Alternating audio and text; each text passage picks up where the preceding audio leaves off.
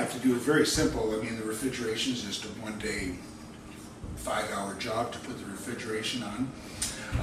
The racking takes 7 weeks to get made, delivered, and installed.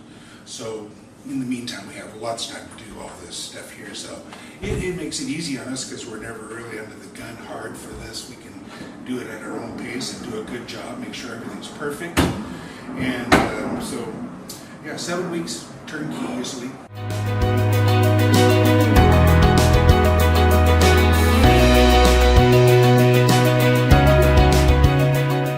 Couldn't get quite the bottle space he wanted to, because the fact that we couldn't put all the racking in there he wanted. You know, we're going to, you got to have somewhere to walk. We're limited to kind of like 1, 2, 3 walls is all we could do for racking. The little niche here below the refrigeration, and then those other 2 walls where the electrical is, that's where the racking is going to go, and that's the rest of it you got to be able to walk. So the racking will have a 45-degree tilt for the bottles, and there'll be a rope lighting to illuminate the bottles from the back, which will be very, very nice. And it's a dark brown racking that he's using, and kind of a off-white paint on the background.